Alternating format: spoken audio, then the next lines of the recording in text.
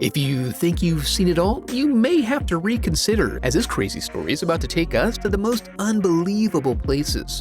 We open in the hospital, where this sassy doctor is confused about why his x-ray expertise is being wasted on this patient who suffered a bite wound. He requests Anna locate the young chap and hit him on his hip with the 411. She checks in at the information desk, who confirms the patient is in the ICU for supposedly minor injuries. Anna puts in the doctor's request and then fires up the cassette deck and cruises home to her middle-class suburban life. She and Louise cuddle up for some reality television and connect over the day's events, then bring their date night to completion. The next morning, bright and early, they're intruded upon by a very curious Vivian. Curious, that is, about how flesh tastes. So the day kicks off fairly abruptly as Anna finds the emergency line overloaded and Louise guarantees she'll have to spend the entire weekend laundering bedding. Louise gets a second wind and is ready for breakfast, forcing Anna into the bathroom. But once inside, things become eerily quiet. So she gently calls out to her boo, and he violently erupts through the door as she dumps out the window. Outside is complete pandemonium, and Anna's unable to get any info on what up. I told you to get back.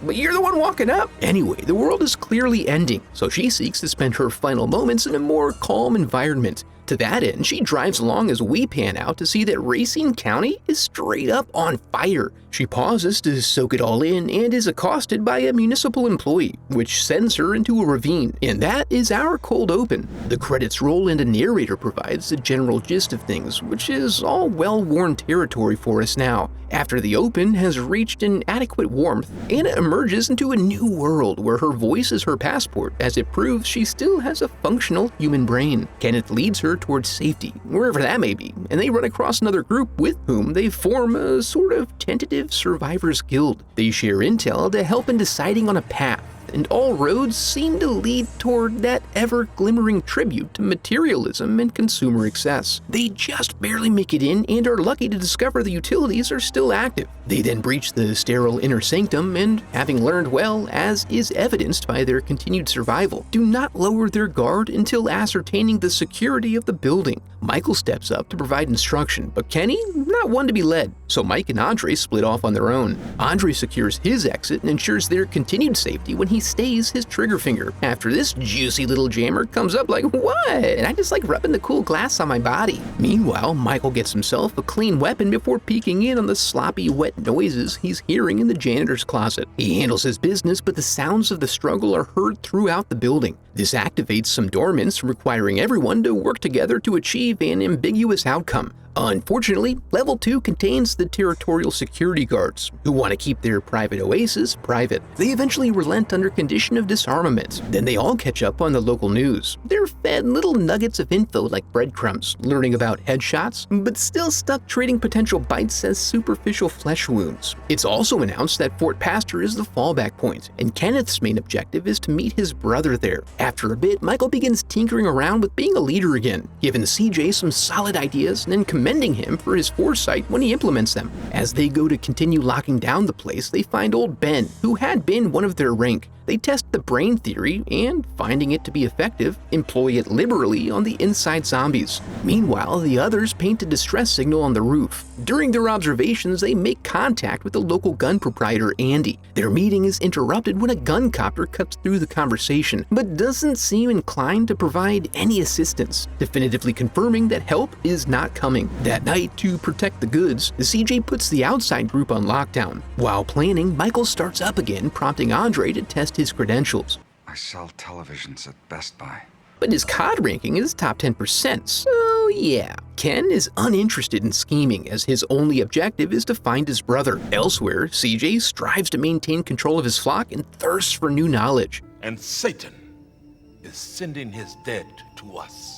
Well, that's something new, but damn, it's got your boy feeling heavy. Everyone wakes up when the timers kick on, and Terry is voluntold to go down and turn off the music. Along the way, Anna is able to secure their release by pointing out that the bathrooms in there are just for decoration. Their release provides a chance for Andre and Ken to have a deep and meaningful bathroom conversation about fatherhood, and how Andre strives to be a different kind of father for his kin. As Terry flips the switch, he checks the monitors to see that they have company incoming. When the survivors bust onto the the scene, the original plan was to watch the truckers die, but CJ fails to recognize that his only ally is bitch boy Bart, the first sign that you're on the wrong side. So, for the sake of getting these guns out of their faces, they flip the script on his ass. They guide the truck in from above, and the driver takes a moment to back it up. When no one attempts to come through the door, the boys venture out to administer help and find they've had a failure of communication, as the cabsters are escaping to the roof, while the remaining survivors are ready to be received in the loading dock. As they are welcomed in and inventoried, they learn that this group came from the church via Fort Pastor, which is totally foobar. Contrary to expectation, this only strengthens Ken's resolve to go there so he can verify with his own eyes. It's nice to see that you've all bonded through this disaster.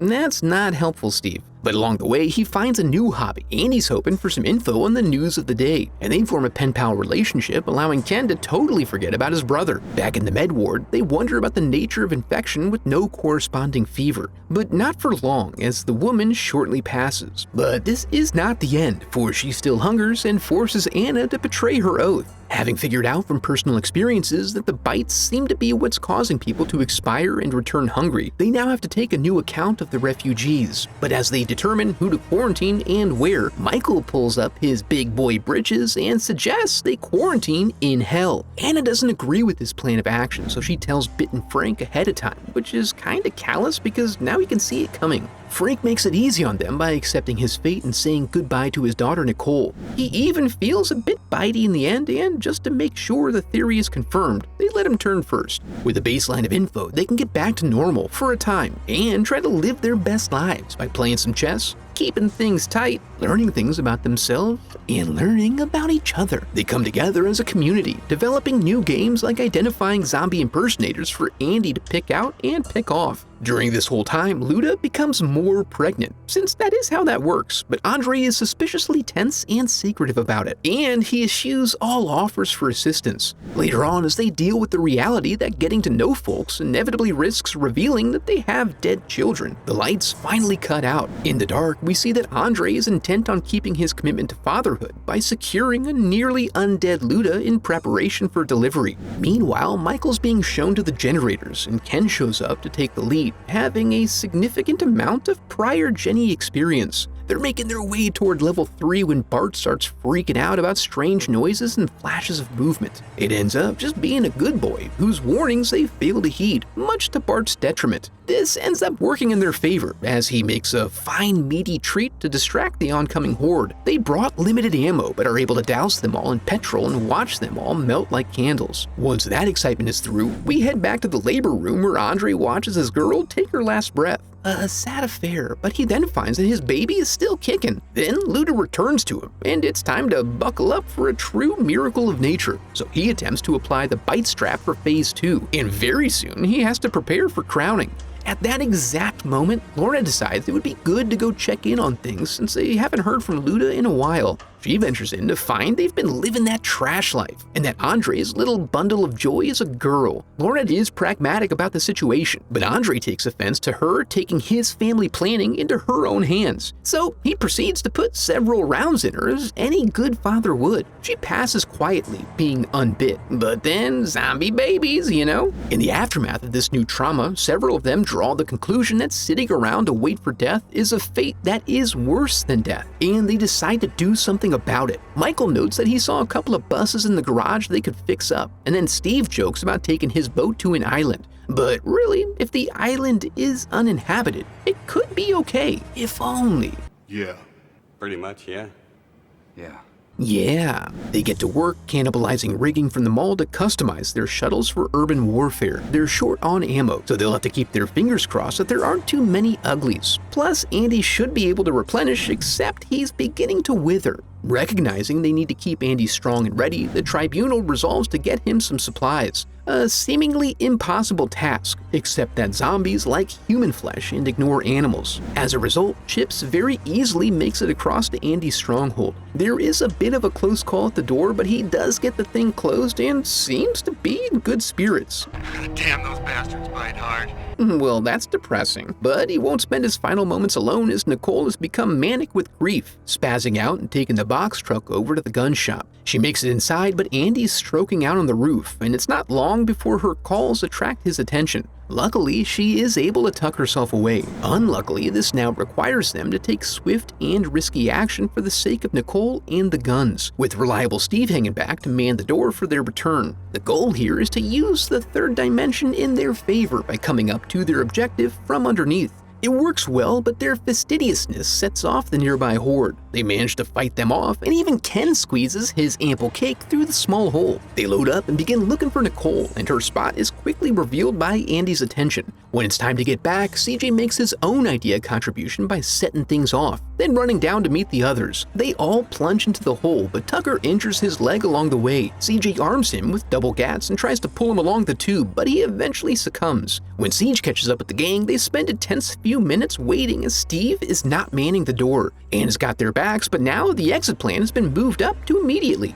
Turns out Steve was back checking on the buses, so it's all big misunderstanding, guys. Then they burst forth out of the mall and through the crowd as best they can, but they're just too thick. CJ goes ahead and thins them out a bit with another shot of propane. It's pretty much clear sailing from here. Not to jinx it, but they just gotta drive and chainsaw off this one straggler. Seems like a good chance for Glenn to make his contribution.